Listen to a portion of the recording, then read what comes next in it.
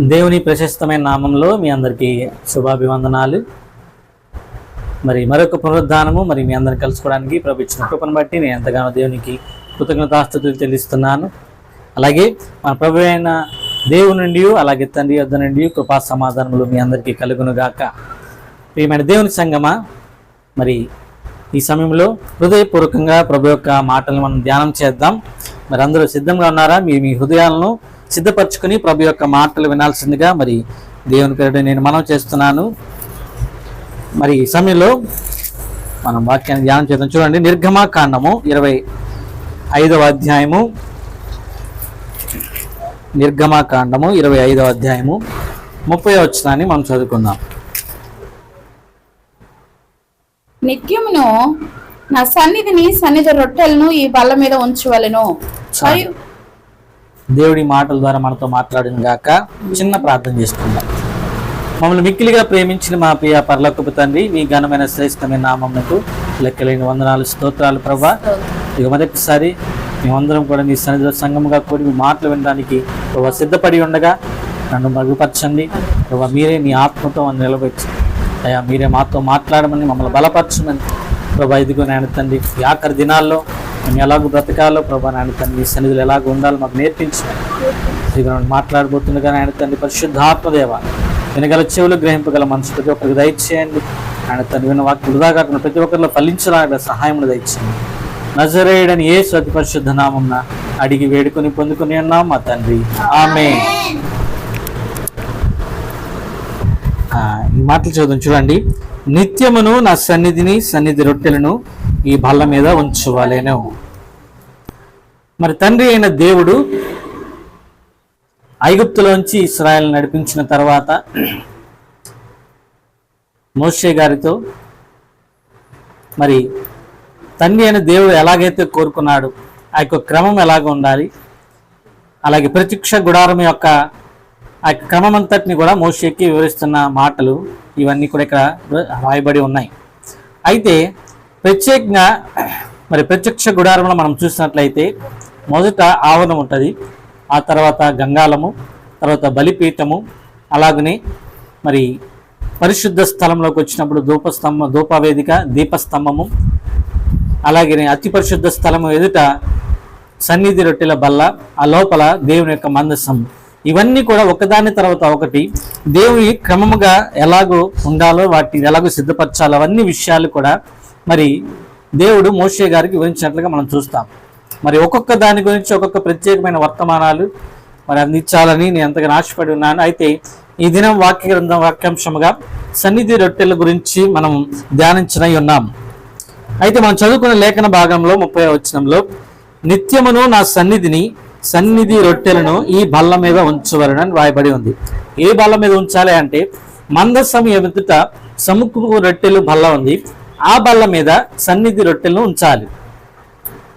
అయితే ఈ సన్నిధి రొట్టెల బల్ల మీద ఎన్ని రొట్టెలను పెట్టాలి అంటే మొత్తం 12 రొట్టెలను పెట్టాలని దేవుడు సూచించాడు. 12 రొట్టెలు పెట్టాలి. 6 రొట్టెలు ఒక దొంతగా, ఇంకొక 6 రొట్టెలు ఒక దొంతలుగా, 2 దొంతలుగా పెట్టాలని దేవుడు సూచించాడు. ఒక్కొక్క రొట్టె ఒక సేరు గోధుమలతో తయారు చేయాలని దేవుడు కూడా సూచించినట్లుగా మనం చూస్తూ ఉంటాం. ఆ వాక్య గ్రంథాన్ని మీరు చదివినట్లయితే మీకు బాగా అర్థమవుతాయి. అయితే ప్రాముఖ్యంగా దేవుడు మాట్లాడుతున్న విషయం ఏంటి అంటే దేవుని సన్నిధిలో రొట్టెలు నిత్యము ఉండాలి. అంటే ఒక దినము కాదు, నిత్యము అంటే ప్రతి దినము 7 దినాలు, వారానికి 7 దినాలు అయితే 7 దినాలు కూడా ప్రభు సన్నిధిలో ఆ యొక్క రొట్టెలను ఉంచవలసిందిగా ప్రభు చూస్తూ ఉన్నాడు. అయితే ఈ యొక్క ముఖ్యమైన అంశం ఏంటి అంటే సన్నిధి రొట్టెలు ఎవరు, సన్నిధి రొట్టెలు ఏంటి మనం గమనించినట్లయితే ఈ యొక్క 12 రొట్టెలు ఒక్కొక్క గోత్రానికి ఒక్కొక్క రొట్టెను సాదృశ్యంగా దేవుడు చెప్తా వచ్చాడు. 12 రొట్టెలు 12 గోత్రికులకు సాదృశ్యంగా దేవుడు చెప్తా వచ్చాడు. అంటే ఇశ్రాయేలు 12 గోత్రికులుగా నియమించి యాకోబు సంతతిని దేవుడు 12 గోత్రికులుగా చేసి ఆ 12 గోత్రికులకు ఒక్కొక్క గోత్రికులకి ఒక్కొక్క గోత్రానికి సాదృశ్యంగా 12 రొట్టెలు తయారు చేయమని తండ్రి అయిన దేవుడు సెలవిచ్చాడు. అయితే ఈ రొట్టె ఎవరికి సాదృశ్యంగా చెప్పబడుతుంది? ఇప్పుడు ఏమండి, ఇశ్రాయేలు జనాంగానికి, ఆనాడు పాత నిబంధనలో ఇశ్రాయేలు జనాంగానికి, ఇప్పుడైతే ఏమండి క్రైస్తవ జనాంగానికి సాదృశ్యంగా చెప్పబడుతుంది. రొట్టె విశ్వాసకి గుర్తు. ఏమండి, ఒక రొట్టె విశ్వాసకి గుర్తుగా చేయబడతా ఉంది. ఒక రొట్టె ఆత్మకి సాదృశ్యంగా చెప్పబడతా ఉంది. అయితే సముఖపు రొట్టెలు బల్ల మీదకి రొట్టిగా తీసుకురాబడాలి అంటే మీరు చాలా జాగ్రత్తగా ఈ మాటలు వినాలని నేను ప్రభుపేట మనం చేస్తా ఉన్నాను. సముఖపు రొట్టెల బల్ల మీదకి ఒక రొట్టె రావాలంటే ఏమండి అది ఊరికనే రాదు, ఊరికనే రాదు. రొట్టె ఎలాగో మార్చబడుతుంది, రొట్టెగా ఎవరు చేయబడతారు, రొట్టెగా చేయబడాలంటే ఏం లక్షణాలు కావాలి, అసలు రొట్టె ఎక్కడి నుంచి తయారు చేయబడుతుంది, ఈ విషయాలన్నీ మనం ఈరోజు ధ్యానం చేద్దాం. చూడండి, రొట్టెని దేంతో తయారు చేయమంటే గోధుమ పిండితో తయారు చేయమని చెప్పాడు. అవునా, గోధుమ పిండిని రొట్టెగా తయారు చేయాలి. మరి గోధుమ పిండి ఎక్కడి నుంచి వస్తుంది? గోధుమల నుంచి వస్తుంది. అవునా, గోధుమల నుంచి వస్తాయి. ఈ గోధుమలు ఎక్కడ ఉంటాయంటే పొలంలో ఉన్నాయి. ఇప్పుడు ఒక్కొక్కటిగా మనం ధ్యానం చేద్దాం. చూడండి, పొలంలో పండిన ఆ యొక్క గోధుమలను తీసుకుని వచ్చి వాటిని రొట్టెగా తయారు చేయడానికి ఒక చాలా ప్రొసీజర్ ఉంది. అవునా, చాలా ప్రొసీజర్ ఉంది. పొలము లోకానికి సాదృశ్యంగా చెప్పబడతా ఉంది. పొలము దేనికి సాదృశ్యంగా చెప్పబడతా ఉంది? లోకానికి సాదృశ్యంగా చెప్పబడతా ఉంది. అయితే ఇప్పుడు గోధుమలు ఎక్కడున్నాయంటే లోకంలో ఉన్నాయి. గోధుమలు ఎక్కడున్నాయి? లోకంలో ఉన్నాయి. ఈ లోకంలో ఉన్న గోధుమలు పిండిగా చేయబడి ఆ తర్వాత రొట్టెగా చేయబడాలంటే ఏమండి దాదాపు 7 అనుభవాల గుండా వెళ్ళాలి. లోకంలో ఉన్న ఒక ఆత్మ విశ్వాసగా మార్చబడి దేవుని సన్నిధిలో సముఖపు రొట్టెల బల్ల మీద ఒక రొట్టెగా పెట్టబడాలి అంటే, ఒక దొంతరలో చేర్చబడాలంటే ఇదిగో దేవుడు చెప్తున్న ఈ అనుభవాలకుండా మనం వెళ్తా ఉండాలి.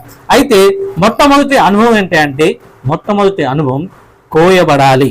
ఏమండి, పొలములో ఉన్న యొక్క గోధుమలను వెన్నులతో సహా కోసి ఏమండి దేవుని సన్నిధికి తీసుకురావాలి. మొట్టమొదటి అనుభవం ఏంటి? కోయబడాలి. ఈనాడు చాలా మంది ఏమండి ఈ అనుభవాల గుండా ద్వారానే ప్రభు దగ్గరికి తీసుకురాబడతారు. కోయబడిన అనుభవం, కోయబడిన అనుభవం అంటే లోకాన్ని నుంచి వేరు చేయబడిన అనుభవం, లోకం నుంచి వేరు చేయబడాల్సిన అనుభవం. ఎప్పుడైతే మనము గోధుమ కంకులను ఏమంటే వాటి వెన్నులతో సహా కోస్తామో వాటి వేర్లు భూమిలో విడిచిపెట్టబడతాయి, వాటి వెన్నులతో సహా తీసుకొస్తారు. ఏమండి, అవును కదా, వేరు చేయబడవలసిన అనుభవం. లోకముతో నీకు ఉన్న సంబంధము వేరు చేయబడాలి. ఇది మొట్టమొదటి క్రైస్తవుని యొక్క అనుభవం.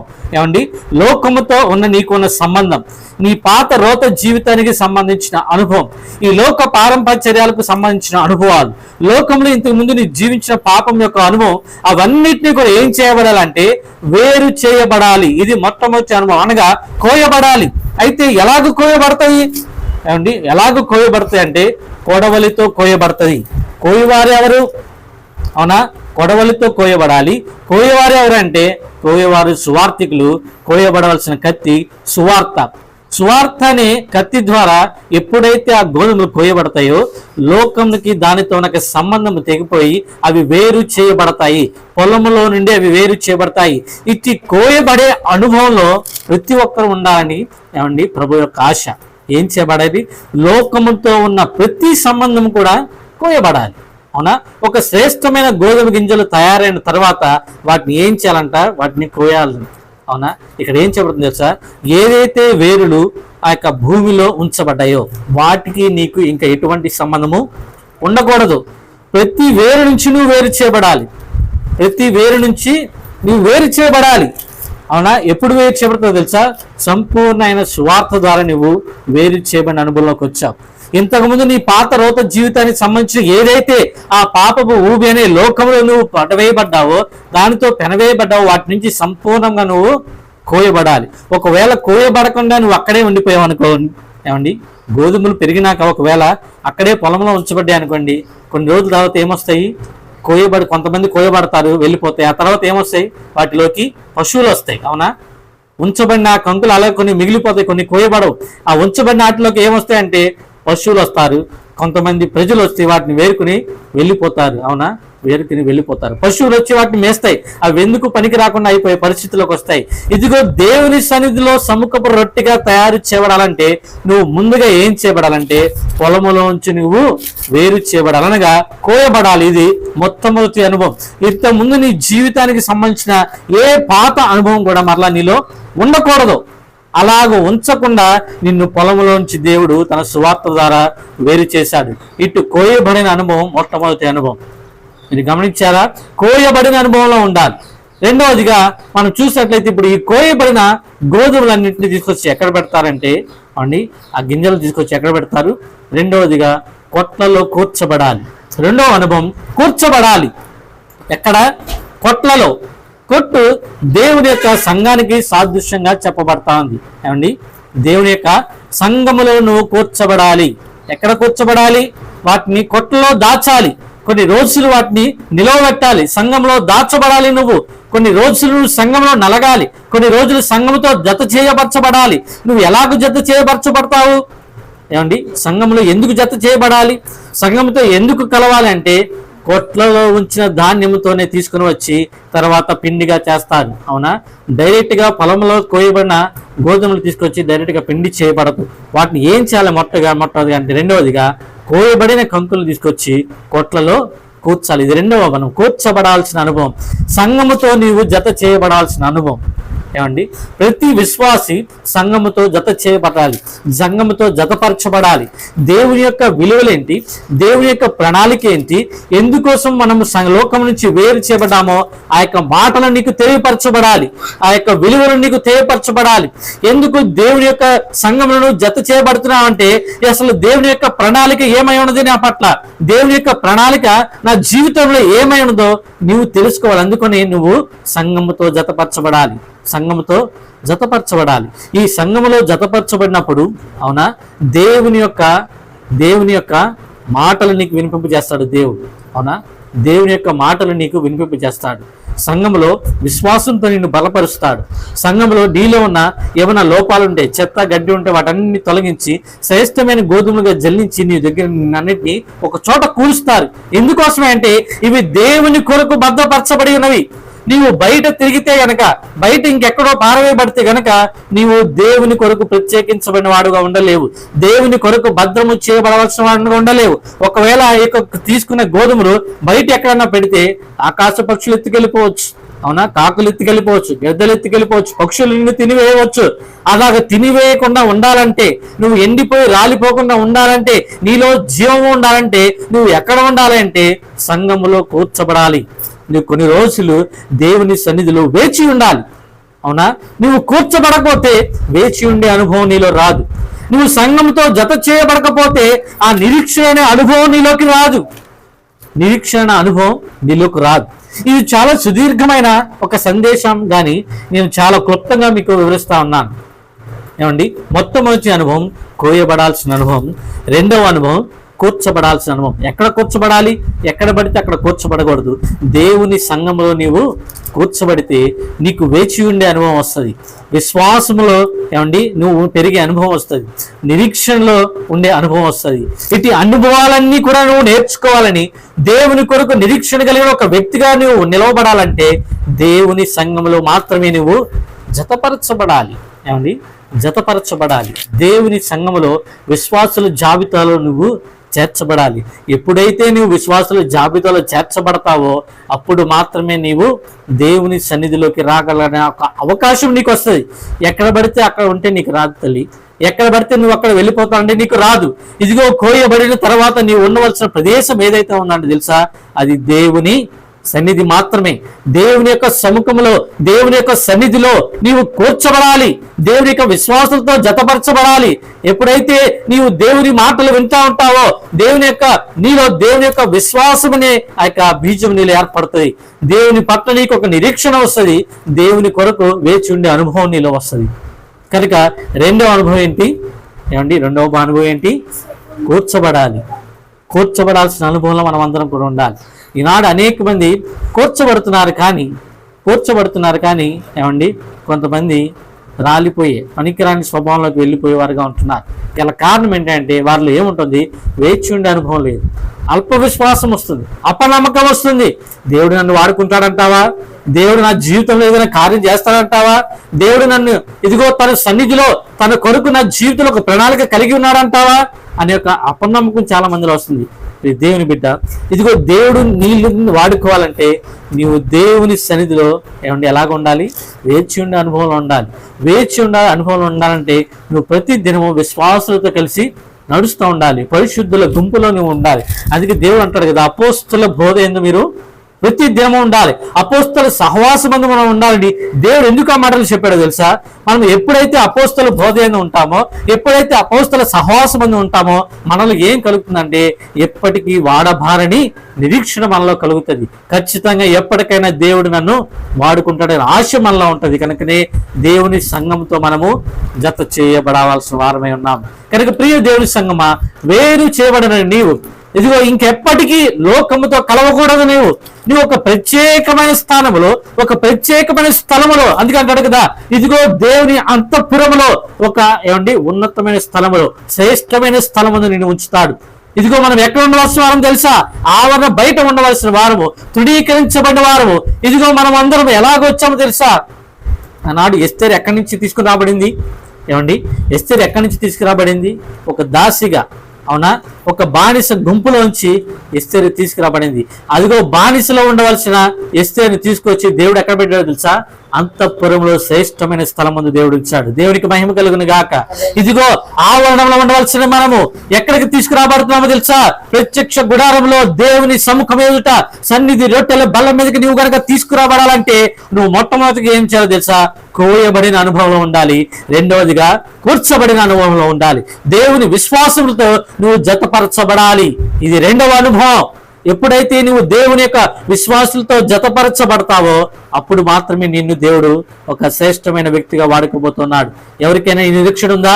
ఎంతమందిలో ఆశ ఉంది? దేవుని కొరకు నేను బ్రతకాలని, దేవుని కొరకు నేను ఫలించాలని, దేవుని కొరకు ఒక శ్రేష్టమైన పాత్రగా నేను వాడబడాలని నీలో ఆశ ఉంటే ఈ మధ్యాహ్న కాల సమయంలో దేవుడు నీతోనే మాట్లాడుతున్నాడు. నేను దేవుడు ఒక బహుబలమైన ఆత్మగా నిలబెట్టబోతా ఉన్నాడు. దేవుడు నేను ఒక బహుబలమైన పాత్రగా తన సన్నిధిలో వాడుకోబోతున్నాడు. ప్రియ సంగమా, నీవు ఆశ కలిగి ఉండు, విశ్వాసులతో జత చేయబడి ఉండు, అపోస్తుల సహవాసముందు నీవు ఉండు. ఖచ్చితంగా దేవుని జీవితంలో కార్యం జరిగిస్తాడు. అయితే మూడవది ఇప్పుడు గోధుమలు కూర్చబడ్డాయి, ఇప్పుడు రొట్టిగా మార్చబడాలి. రొట్టిగా మార్చబడాలి. ఏం చేయాలి? ఫస్ట్ అది పిండిగా చేయబడాలి. ఏం చేయబడాలి? పిండిగా చేయబడాలి. పిండిగా చేయబడాలంటే ఈ కొన్ని గోధుమలు తీసుకొచ్చి ఎక్కడేస్తారండి? ఆ యొక్క రోట్లో వేసి దంచటం మొదలు పెడతారు.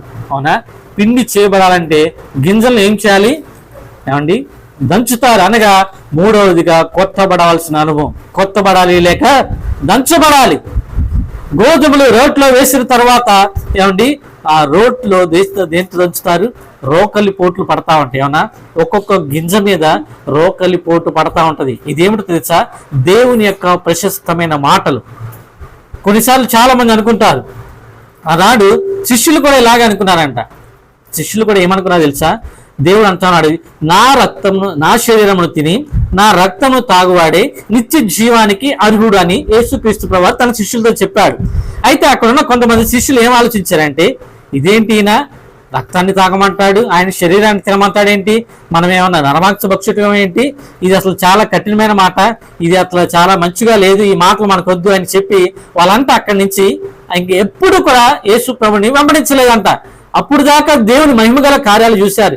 అయ్యా, నిన్ను నేను ఆశీర్వాదానికి కర్తలుగా చేయబోతా ఉన్నాను, నిన్ను స్వస్థతలు చేసే వ్యక్తిగా నిలబెట్టబోతున్నాను, దెయ్యాలు వెళ్ళగొట్టే వ్యక్తిగా మిమ్మల్ని నిలబెట్టబోతున్నాను, మీకు ఏ కొదువ ఉండదంటే ఓహో దేవుడు మమ్మల్ని ఆశీర్వదించేస్తాడు, ఓహో దేవుడు మమ్మల్ని దీవించేస్తాడని చెప్తుంటే గొప్పగా ఉబ్బిపోయి ఇంకేముంది మా అంత గొప్ప వాళ్ళు లేరు అనుకున్నారు. కానీ లాస్ట్ లో దేవుడు ఒక మాట చెప్తున్నాడు. ఏంటో తెలుసా?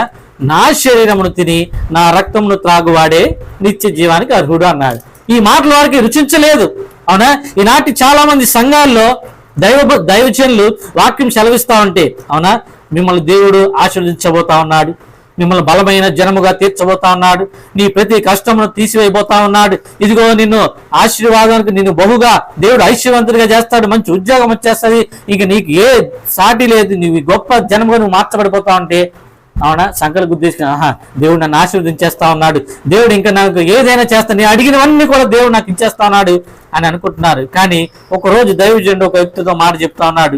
తన లోపాన్ని ఎత్తిపెట్టి, ఇదిగో నీలో లోపము సరిచేయబడాలి, నీ లోపము సరిచేయబడాలి తల్లి, నువ్వు పాపంలో తిరుగుతున్నావు, పాపం వైపు చూస్తున్నావు, ఇదిగో నువ్వు ఆ వ్యక్తితో ఇలాగ తిరుగుతున్నావు, అది చాలా తప్పని ఒకవేళ దైవజనుడు కనుక ఖండించి మాట్లాడాడు అనుకోండి, తర్వాతి వారం వారి సంఘంలో కనబట్టలేదు చాలా మంది. అవునా? చాలా మంది ఆశీర్వాదాల కోసం పరిగెత్తేవారు ఉన్నారు, ఆరోగ్యం కోసం పరిగెత్తేవారు ఉన్నారు, అప్పుల సమస్య తీర్చబడాలని పరిగెత్తేవారు ఉన్నారు. కానీ దేవుని రాజ్యంలో చేర్చబడాలని పరిగెత్తేవారు ఎంతమంది ఉన్నారు ఈరోజు? చాలా మంది, చాలా తక్కువ మంది. అందుకే దేవుడు అంటారు కదా, ఇదిగో ఇరుకు మార్గంలో ప్రవేశింప పోరాడుడి, దాన్ని కనుగొని వారు కొందరే. జీవ మార్గమున ప్రవేశించడానికి మనం దాన్ని కనుగొనాలంట, కానీ దాన్ని కనుగొని వారు కొందరే. దాన్ని కనుగొని వారు కొందరే. ఆ కొందరే ఎవరో తెలుసా? ఎవరైతే వాక్యం చేత దంచబడతారో వారే జీవ మార్గాన్ని కనుగొనేవారు. దేవునికి మహిమ కలుగును గాక. వాక్యము చేత నువ్వు దంచబడాలి, వాక్యం చేత నువ్వు కొట్టబడాలి, ఉపదేశముల చేత నువ్వు క్రమపరచబడాలి. ఇదిగో ఎప్పుడైతే దంచబడతా ఉంటావు, కొంతమంది రోడ్లో దంచుతా ఉంటే కొన్ని గింజలు ఏమవుతాయి తెలుసా? ఏమండి, ఎగిరి బయటపడిపోతాయి ఉంటాయి, అవునా? ఎగిరి బయటపడతా అవుతాయి. కానీ దైవజనుడి పనుడు తెలుసా? ఎగిరిపోయిన గోధుమలు మళ్ళా తీసుకొచ్చి రోట్లు వేసి దంచుతాడంట, అవునా? ఎందుకని? నువ్వు పిండి చేయబడాలి. నీలో ఉన్న రూపం ఏది కాదు, నువ్వు అన్నిటితో కలిసిపోవాలి. ఏ గోధుమ గింజ ఏదో తెలియదు. మనము ఈ శరీరంలో అవయవాలు మనము, కానీ మనకి శిరస్సు ఎవరు? యేసుక్రీస్తు ప్రభువారు ఉన్నారు. ఇది ఒక్కొక్క అవయవానికి దేవుడు ఒక ప్రత్యేకమైన తలాంపులు ఇచ్చాడు, ప్రత్యేకమైన తలాంతులు ఇచ్చాడు. ఒకరు మంచిగా పాటలు పాడగలుగుతారు, ఒకరు మంచిగా వాక్యం చెప్పగలుగుతారు, ఒకరు బాగా ప్రార్థన చేయగలుగుతారు, ఒకరు మంచిగా వాయిద్యాలు వాయించగలుగుతారు, కొందరు బాగా పరిచర్య చేయగలుగుతారు. కానీ ఇవన్నీ కలపబడినప్పుడే, ఇవన్నీ కలిసినప్పుడే దేవుని యొక్క శరీరముగా తయారు చేయబడతాయి. ఒక్కొక్క గోధుమ గింజ పిండిగా మార్చబడదు. అనేక గోధుమలు కలిస్తేనే, అనేక గోధుమలు దంచబడిన తర్వాతనే అవన్నీ అంట పిండిగా మార్చబడతాయి. అయితే ఈ పిండి ఎలాగూ తయారు చేయబడుతుంది తెలుసా? దంచబడాలి, కొట్టబడాలి. సిలువ శ్రమల అనుభవం ద్వారా నువ్వు ఎప్పుడైతే వెళ్తావో అప్పుడు మాత్రమే నీవు పిండిగా మార్చబడతావు. ఇది 3వ అనుభవం. ఆ అనుభవం ఏంటంటే తెలుసా? కొట్టబడాలి. శ్రమలు వస్తున్నాయా? సహించు. శ్రమలు వస్తున్నాయా? భరించు. ఆవేదనలు వస్తున్నాయా? అనుమానాలు వస్తున్నాయా? నిందలు వస్తున్నాయా? అపహేళనలు వస్తున్నాయా? ఏ మాటలు వచ్చినా కూడా దేవుని కోసం నువ్వు భరించి నిలబడు. దేవుని నిన్ను కొడుతున్నాడేమో, సుత్తి దెబ్బలు తగలకుండా శిల ఏమండి రాయి శిలగా మార్చబడలేదు. దానిలో ఒక కళ, ఒక రూపం రావాలంటే సుత్తి దెబ్బలు ఖచ్చితంగా రాయి తినాలి. ఇదిగో మనం పిండిగా మార్చబడాలంటే దేవుని యొక్క ఉపదేశం ద్వారా మనం కొట్టబడాలి. ఒక్కొక్కసారి దేవుడు నిన్ను క్రమపరచబడడానికి, ఒకవేళ నువ్వు మార్గంలో తప్పిపోతుంది, కొన్నిసార్లు ఏమంటే కఠినమైన ఉపదేశాల ద్వారా దేవుడు మనతో మాట్లాడుతూ ఉన్నాడు. ఒకవేళ దేవుడి రోజు నీతోనే మాట్లాడుతుంటే నీ యొక్క హృదయాన్ని సరిచేసుకో, నీ యొక్క జీవితాన్ని సరిచేసుకో. దేవుని రోడ్లో నువ్వు పడితే, ఇదిగో దేవుడి యొక్క ఉపదేశంలో నువ్వు పడితే చక్కగా దంచబడతావు, పిండిగా మార్చబడతావు. ఇది 3వ అనుభవం. ఇప్పుడు పిండిగా మార్చబడింది. ఏ గోధుమ గింజ ఏదో తెలియదు, అంతా ఒక పిండిగా చేయబడింది. ఇప్పుడు ఈ చేయబడిన పిండి ఇక 4వ అనుభవంలోకి రావాలి. 4వ అనుభవంలోకి రావాలి. ఈ 4వ అనుభవం తెలుసా? నూనెతో నీటితో దాన్ని కలపాలి. ఇది ఒక ముద్దగా తయారు చేయబడాలి. ఇప్పుడు దీనిలోకి ఏ అనుభవం రావాలంటే ఏమండి? కలపబడాలి. కలపబడే అనుభవంలోకి దేనితో కలపబడాలి? నూనెతో కలపబడాలి, నీటితో కలపబడాలి. ఇది ఒక గొప్ప సాదృశ్యమైన మర్మయుక్తమైన సందేశంగా దేవుడు మనతో మాట్లాడుతూ ఉన్నాడు. పిండిగా ముద్దగా తయారు చేయబడాలి. మొట్టమొదటి ఏం పోయాలి? దానిలో నీళ్లు పోయాలి. ఇది నీటి బాప్తిసానికి సాదృశ్యంగా ఉంది. రెండవదిగా నూనెను కూడా పోయాలి. ఇది ఆత్మ నింపుదలకి సాదృశ్యంగా దేవుడు చెప్పబోతా ఉన్నాడు. ఎప్పుడైతే నూనెతోనూ నీటితోనూ నువ్వు కలిపి ఒక ముద్దగా తయారు చేయబడతావో, ఇదిగో ఒక రొట్టెగా నువ్వు మార్చబడే క్రమంలో ముఖ్యమైన క్రమం ఏంటి అంటే, ముఖ్యమైన క్రియ ఏంటి అంటే, మొట్టమొదటిగా చేయవలసిన అనుమానం తెలుసా? దీనిలో నీళ్లు పోయాలి, తర్వాతగా నూనె పోయాలి. నూనె నీళ్ళతో పోయబడినప్పుడు ప్రతి ఒక్క ఆ పిండిలో ఉన్న ప్రతి అణువు ఏమంటే ఒక ముద్దగా మార్చబడుతుంది. ఎప్పుడైతే తర్వాత తెలుసా? అది నూనెతో కూడా కలిపినప్పుడు అది మంచిగా ఒక ముద్దగా మెత్తన చేయబడుతుంది. ఆత్మ నింపుదల వచ్చినప్పుడు ఒక వ్యక్తి ఏం చేయబడుతుంది తెలుసా? ఏమంటే తగ్గింపు హృదయం వస్తుంది, మెత్తన చేయబడుతుంది. తన హృదయం మెత్తగా మార్చబడుతుంది. ఆ బండ లాంటి హృదయం బద్దలు కొట్టి దేవుడు ఏమంటే గొప్ప దీనత్వం నీలోకి వచ్చేలాగా చేస్తాడు. దేవుని సన్నిధిలో రొట్టెగా మార్చబడటం అంటే అది ఏమండి మామూలు విషయం కాదు, మామూలు విషయం కాదు. ఏమండి నువ్వు మెత్తన చేయబడాలి, నీ హృదయము దీనత్వంతో నింపబడాలి. విరిగి నలిగిన హృదయం నీలో ఉన్నప్పుడే దేవుడు నిన్ను దృష్టిస్తాడు. పిండిగా చేయబడచ్చు, కానీ చాలా మంది ఏమండి ఈ నూనె అనుభవంలో కూడా, నీటి అనుభవంలో కూడా చాలా మంది రాలేకపోతున్నారు. పిండిగా చేయబడుతున్నారు, కానీ నువ్వు నీళ్ళతో కలపబడాలి, నూనెతో కూడా కలపబడాలి. ఇది ఆత్మ నింపుదల నీలో ఖచ్చితంగా ఉండాలి. అందుకే దేవుడు అంటున్నాడు కదా, ఇదిగో ఒకడు నీటి మూలముగాను ఆత్మ మూలముగాను జీవిస్తేనే వాడు పరలోక రాజ్యానికి అర్హుడని దేవుని వాక్యం సెలవిస్తాను. నువ్వు ఏ అనుభవంలో ఉంటున్నావు? కలపబడవలసిన అనుభవం. ఇది 4వ అనుభవం. ఏమండి ఇటు అనుభవంలోకి నువ్వు వచ్చినప్పుడు దేవుడు ఏం చేస్తాడంట? ఏమండి దేవుడు నిన్ను ఏం చేస్తాడు? తన ఎదుట అనేకులకు ఆశీర్వాదకరంగా నిన్ను మార్చబోతా ఉన్నాడు. ఇది గొప్ప అనుభవం. తర్వాత నేను క్లుప్తంగా చెప్తున్నాను, చాలా సుదీర్ఘమైన అంశంగా నేను క్లుప్తంగా తీసుకెళ్తున్నాను. తర్వాత అనుభవం ఏంటి? 5వ అనుభవం ఏంటంటే తర్వాత అది కాల్చబడాలి. అండి కాల్చబడాలి. ఈ కాల్చబడే అనుభవం ఏంటి? అగ్ని అభిషేకం. అవునా? యోహాను భక్తుడు బాప్తీసం ఇస్తున్నప్పుడు అనేకులకి, ఇదిగో నేను నీటిలో మీకు బాప్తీసం ఇస్తున్నా, కానీ నా వెనక వచ్చేవాడు మీకు అగ్నిలో బాప్తీసం ఇస్తాడు. దేవునికి మహిమ కలుగును గాక. అగ్ని అభిషేకము ప్రతి ఒక్కరు పొందవలసిన వారు ఉన్నాము. ఎంతమంది అయితే నిత్య జీవానికి అర్హులుగా మార్చబడుతున్నారో వారందరూ కూడా దేవుని అగ్ని చేత దహించబడాలి, దేవుని అగ్ని చేత కాల్చబడాలి. నీవు రెట్టిగా మార్చబడాలంటే పిండిగా ముద్దగా మెత్తగా చేయబడిన నీవు ఇప్పుడు ఏం చేయబడాలో తెలుసా? దేవుని యొక్క అగ్నితో కాల్చబడాలి. ఒకవైపు మాత్రమే కాదు, 2 వైపులా కాల్చబడాలి. దేవునికి స్తోత్రం. హల్లెలూయా. 2 వైపులా నీవు దేవుని యొక్క అగ్నితో నీవు కాల్చబడాలి.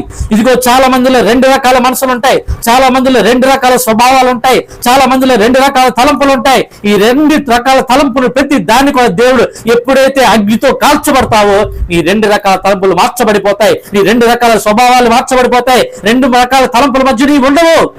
అందుకే ఇదిగో ఏలియా ప్రవక్త ఆనాడు కర్మేలు పర్వతం మీద దేవుడు జనులతో మాట్లాడుతున్నాడు. ఎన్నాళ్ళు మీరు 2 తలంపుల మధ్య కొట్టాడతారు? ఎన్నాళ్ళు మీరు 2 తలంపుల మధ్య జీవిస్తారు? ఇదిగో మీరు బయలుకు దేవుడుగా కావాలంటే బయలుతో ఉండండి, ఇదిగో యెహోవాకు దేవుడు యెహోవా పక్షంగా ఉండండి. మీరు ఒకే పక్షంగా ఉండాలంటే దేవుని అగ్ని చేత కాల్చబడాలి. ఆనాడు బలిపీఠం మీద ఎప్పుడైతే ఆ యొక్క పశువును పలించాడో దేవుడు తన అగ్ని చేత కాల్చి బూడిద చేశాడు. అవునా? 2 రకాల తలంపులు అక్కడ బూడిద చేయబడ్డాయి, 2 రకాల స్వభావాలు బూడిద చేయబడ్డాయి, 2 రకాల మనసులు బూడిద చేయబడ్డాయి. ఏకాత్మ ఏక మనసు దేవుడు వారికి దయచేశాడు. అప్పుడు అంటున్నారు కదా, యెహోవాయే దేవుడు. ఒకే మాట వారిలోకి వచ్చింది. అటువంటి ఒకే మనస్తత్వం దేవునికి వచ్చి వస్తాడు. ఇప్పుడు సంఘంలో వేరు అనుభవాలు ఉండొచ్చు, కానీ ఎప్పుడైతే సంఘం అగ్నితో కాల్చబడుతుందో, సంఘం ఎప్పుడైతే పరిశుద్ధాత్మ అగ్నితో దహించబడుతుందో, పరిశుద్ధాత్మ అభిషేకం దిగి వస్తుందో అప్పుడు ప్రతి ఒక్కరిలో ఏకాత్మ వస్తుంది. అందుకని 120 మంది అపోస్తులు మేడగదిలో ఉన్నప్పుడు ఏక మనసు కలిగి ఒకటే ప్రార్థన చేస్తున్నారు. ప్రభువా, నీ పరిశుద్ధాత్మ మాకు కావాలి, నీ పరిశుద్ధాత్మ మాకు కావాలి, నీ అగ్ని అభిషేకం మాకు కావాలి. ఎప్పుడైతే వారు మొరపెడతా ఉన్నారో, ఇదిగో బలమగో ఆత్మీచు గాలి వలె పరిశుద్ధాత్మ దిగి వచ్చింది. అగ్ని 4 విభాగింపబడి ఒక్కొక్కరి మీద వాలుతా ఉండగా వారు అన్య భాషలతో మాట్లాడసాగారు. ఇటువంటి అభిషేకం నీకు కావాలంటే నువ్వేం చేయబడాలో తెలుసా? కాల్చబడాల్సిన అనుభవంలో రావాలి. ఇది గొప్ప అనుభవం. అవునండి, 6వ అనుభవం ఇది, కాల్చబడాలి. 6 అనుభవాల తర్వాత ఇంకొక అనుభవం కూడా ఉంది, అది ఆఖరి అనుభవం. అవునా? మీరు 6 అనుభవాలు విన్నారు కదా. మీరు మొట్టమొదటి అనుభవం ఏంటి? మొట్టమొదటి అనుభవం లోకం నుంచి వేరు చేయబడాలంటే కోయబడాల్సిన అనుభవం ఉండాలి. అంటే నీకు పాత జీవితంలో లోకంతో సంబంధించిన ఏ వేరుతో కూడా నీకు సంబంధం లేదు. లోకంలో నువ్వు పెనవేసుకున్న ప్రతి వేరు నుంచి నీవు వేరు చేయబడాలంటే నువ్వు కొడవలితో కోయబడాలి. ఇదిగో ఎటువంటి కొడవలి తెలుసా? వాక్యం అనే సువార్త కొడవలి. ఈ వాక్యము సజీవమై బలము గలదై ఎటువంటి పొదులు కలిగిన వాడు ఎటువంటి 2 అంచుల ఖడ్గము కంటేను బలము కలిగిన ఖడ్గంతో నువ్వు కోయబడాలి. ఇక నీకు లోకంతో ఎటువంటి సంబంధం లేదు, నువ్వు ప్రత్యేకించబడిన వ్యక్తివి. ఇప్పుడు ప్రత్యేకించబడిన వాడు నీవు ఎక్కడ దాచబడాలి అంటే కొట్టలో కూర్చబడాలి. 2వ అనుభవం కూర్చబడే అనుభవం. 3వ అనుభవం కూర్చబడిన నీవు కొట్టబడాలి, వాక్యం చేత కొట్టబడాలి, శ్రమల అనుభవం ద్వారా వెళ్ళాలి, ఉపదేశంతో కొట్టబడాలి. నువ్వు తప్పించుకునే వీలు లేదు. అందుకనే దైవజనుడు పెట్టాడు. ఒకవేళ తప్పించుకున్నా మరలా తీసుకొచ్చి దాంట్లో వేసి నిన్ను దంచి బాగా ఒక పిండిలాగా తయారు చేస్తాడు దైవజనుడు. ఇది 3వ అనుభవం, కొట్టబడే అనుభవం. 4వ అనుభవం ఏంటి? నువ్వు నూనెతో కలపబడాలి, నీటితో కలపబడాలి. అవునా? నువ్వు ఎప్పుడైతే కలపబడతావో, నువ్వు ఎప్పుడైతే ఆ బాప్తిసాన్ని తీసుకుంటావో, నీ పాప రోత జీవితాన్ని విడిచిపెడతావో, నీ పాప క్షమాపణ దేవుని దగ్గర నుంచి పొందుకుంటావో, నీ హృదయము, నీ యొక్క శరీరము, నీ యొక్క ఆత్మ దేవుని యొక్క ఆత్మతో నింపబడాలి. పరిశుద్ధాత్మతో నింపబడినప్పుడు, ఆత్మ నింపుదల నీలోకి వచ్చినప్పుడు నీ హృదయం మెత్తలు చేయబడుతుంది, తగ్గింపు స్వభావం నీలోకి వస్తుంది. ఏమంటే దీనత్వం నీలో కలుగుతుంది. యేసు క్రీస్తు ప్రభు యొక్క సారూప్యము మనలోకి వస్తుంది. ఆత్మ నింపుదల మనలోకి వచ్చినప్పుడు ఇది 4వ అనుభవం. 5వ అనుభవం ఏంటంటే 5వ అనుభవం ఏంటి? ఏమండి కూర్చబడిన తర్వాత ఏమండి నీవు కలపబడిన తర్వాత ఇదిగో ఆత్మ నింపుదల పొందుకున్న తర్వాత నీవు కాల్చబడాలి. పరిశుద్ధాత్మ అగ్ని అభిషేకం నీవు పొందుకోవాలి. అగ్ని అభిషేకం నీవు పొందుకోవాలి. రెండు వైపులా నువ్వు కాల్చబడాలి. రెండు వైపులా నువ్వు కాల్చబడాలి. ఎందుకు చెప్తున్నావు తెలుసా? ఒకవేళ మనం ఇంట్లో ఏదైనా రొట్టెలు చేసుకున్నాం అనుకోండి, సరిగా కాల్చలేదు అనుకోండి, ఏమవుతుంది? అవి తింటే మనకేమవుద్ది? కడుపులో నొప్పి వస్తుంది. అవునా? మనం బయటకి ఏదైనా హోటల్కి వెళ్ళాము, సరిగా కాల్చిన చపాతీ తీసుకొచ్చి మనం పెట్టారనుకోండి, మనం తింటామా? తినము. సరిగా కాల్చిన రొట్టెలు మనం తినడానికి ఏమైంది? కొంతసేపు అయిన తర్వాత కడుపులో నొప్పి వచ్చింది, సరిగా అరగదు మనకి. అవునా? ఇదిగో లోకంలో తయారు చేయబడే రొట్టెలే ఇదిగో ఇతరులకు ఆహారానికి పనికి రాకుండా ఉంటే దేవుని సముఖంలో సజీవపు రొట్టెగా నీవు ఉండు. అనేక మందికి ఆహారం అయ్యేలాగా నీవు ఉండాలంటే నీవు రెండు వైపులా కాల్చబడాలి. నీ ప్రతి రెండు తలంపులు ఏమంటే తీసివేయబడాలి. రెండు రకాల స్వభావాలు తీసివేయబడాలి. ఏకపక్షంగా ఉండాలి. అందుకే దేవుడు కదా, నువ్వు చల్లగానైనా ఉండు, వెచ్చగానైనా ఉండు, కానీ నులివెచ్చని స్థితిలో ఉండద్దు అంటాడు. అవునా? ఎప్పుడు కూడా రెండు రకాల స్వభావాలు వల్ల ఉండకూడదు. నిలువెచ్చని స్వభావం వల్ల ఉండకూడదు. ఏమండి? వెచ్చని స్వభావం, కాల్చబడిన స్వభావంలో మనం క్రైస్తవులు ఉండాలి. అవునా?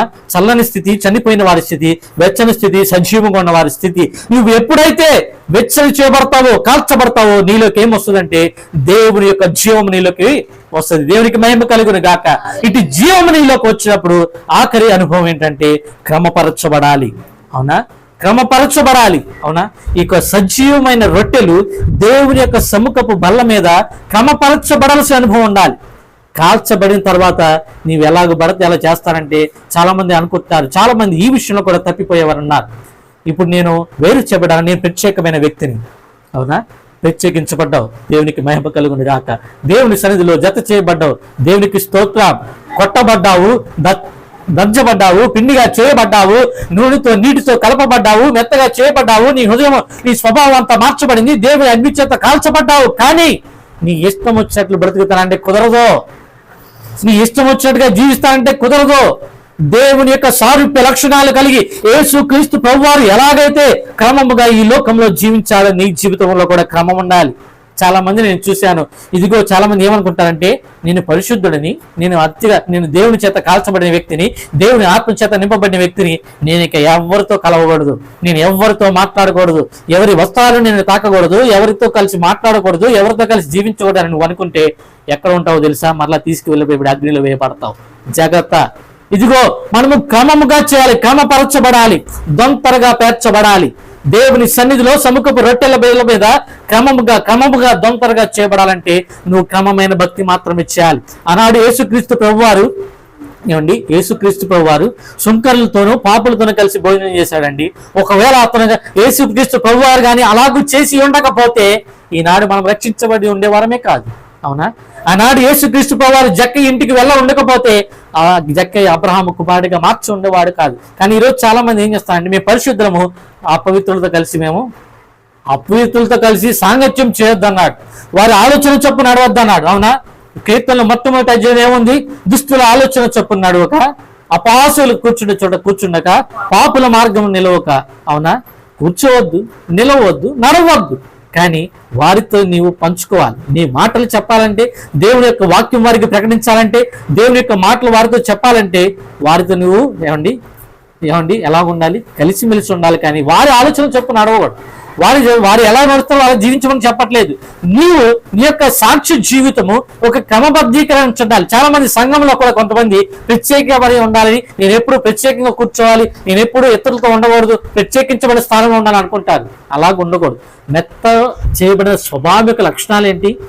ఆవిరికంటే నేను చాలా దీనుడను, వారే నాకంటే యోగ్యులు. అందుకే వాక్యం ఏంటో తెలుసా? ఒకరికంటే ఒకరు, నాకంటే అవతల వ్యక్తి యోగ్యుడిగా ఎంచమని ప్రభువాక్యం సెలవిస్తాను. నువ్వు ఎలాగ మాట్లాడుతున్నావు? ఇన్ని అనుభవాలు గుండా వెళ్ళిన తర్వాత మళ్ళా నువ్వు క్రమముగా లేకపోతే సముఖపు రొట్టెల బల్ల మీదకి రాలేవు. క్రమపరచబడాలి. అవునా? దొంతరగా పేర్చబడాలి. ఇటు అనుభవాలలో నువ్వు ఉన్నప్పుడే దేవుని సన్నిధిలో దేవుణ్ణి నువ్వు కలుసుకోగలుగుతావు. అవునా? ఇన్ని అనుభవాలు కూడా ఎందుకు వెళ్ళాలండి సహోదరుడా, బ్రదర్? నేను ఇన్ని అనుభవాలు కూడా ఎందుకు వెళ్ళాలంటే ఇదిగో నిత్య రాజ్యములో దేవుని సన్నిధిలో ఆయన మహిమ ఎదుట ఆయన్ని కలుసుకోవాలంటే ఇన్ని అనుభవాలు గుండా మనం వెళ్ళాలి. అవునా? సముఖపు రొట్టెలు బల్ల ఎక్కడుందో తెలుసా? దేవుని మందసం ఎదుట. దేవుని మందసం దగ్గరికి ఎవరు వస్తారు? ఇదిగో ఆయన మహిమ స్వరూపుడై 2 కెరూబుల మధ్య ఆత్మరూపిగా దిగి వచ్చే దినము రాబోతా ఉంది. ఆ దినము మనం దేవుని కలుసుకోవాలంటే, యేసుక్రీస్తు ప్రభువాన్ని నువ్వు నేను కలుసుకోవాలంటే ఇటు అనుభవాలన్నీ కూడా మనము వెళ్ళాలి. కానీ 1 రోజు కాదు, 2 రోజులు కాదు, 3 రోజులు కాదు. మనం చదువుకున్న మాటలు మనం చూడండి. ఆ మాటలు మళ్ళీ చదువుదాం. నిర్గమకాండము 25వ అధ్యాయము 25వ అధ్యాయము 30వ వచనం మళ్ళా చదువమ్మా. నిత్యమును నా సన్నిధిని ఎప్పుడంట 1 రోజు కాదు, 2 రోజులు కాదు, 3 రోజులు కాదు. మనము బ్రతికి ఉన్నంత కాలము దేవుని సన్నిధిలో మనం ఉండాలి. ఎక్కడ ఉండాలంట? నిత్యము ప్రభు సన్నిధిలో ఉండాలి. 1 రోజు కాదు, 2 రోజులు కాదు. అవునా? ఆనాడు ఆదాము అవ్వ ఏమండి దేవునితో కలిసి నిత్యమైన సన్నిధిలో ఉంటా ఉన్నారు. కానీ ఆ సన్నిధి నుంచి కొట్టివేయబడ్డారు. గల కారణం అవిధేయత. ఇప్పుడు అట్టి అవిధేయత నుంచి మనం రక్షించబడి, యేసుక్రీస్తు అమూల్యమైన రక్తం ద్వారా మనం రక్షించబడి మరలా దేవుని సన్నిధిలోకి వెళ్ళే ఒక అవకాశం దేవుడు మనకి ఇచ్చాడు. అయితే అది ఒట్టిగా రాదు. ఇదిగో ఇట్టి అనుభవాలు కూడా మనం వెళ్ళినప్పుడు లోకం నుండి వేరు చేయబడి దేవుని సంఘముతో కూర్చబడి, ఇదిగో కొట్టబడి, వాక్యం చేత దంచబడి, మెత్తగా చేయబడి, దేవుని యొక్క ఆత్మ నింపుదల పొందుకొని అగ్ని అభిషేకం చేత అభిషేకించబడి ఒక క్రమబద్ధమైన క్రమశిక్షణకరమైన క్రైస్తవ భక్తి జీవితాన్ని నువ్వు జీవించినప్పుడే నిత్యము ఆయన సన్నిధిలో మనం ఉంటాము. ఆయన రాకడలో మనం ఎత్తబడతాము. ఆ మహిమ సింహాసనం ఎదుట యేసు క్రీస్తు ప్రభువాన్ని మనము కలుసుకోబోతున్నాం. అట్టి కృప దేవుడు మనందరికీ దయచేయును గాక. దేవుడు నా మనకి స్తోత్రం. ప్రార్థన చేసుకుందాం. అందరూ తల వచ్చినట్లయితే ప్రార్థన. మమ్మల్ని మిక్కిలిగా ప్రేమించి మా ప్రియ పరలోకపు తండ్రి, నీ వందనాలు, స్తోత్రాలు ప్రభు. ఒక సజీవమైన రొట్టెగా మేము మార్చబడాలని మరొకసారి మీరు మాకు అవకాశం ఇచ్చారు. ఈ భూమి మీదకి శరీరధారిగా నువ్వు దిగి వచ్చావు నాయన తండ్రి. ప్రభా, ఇదిగో మా కొరకు అన్ని రిక్తులుగా చేసుకు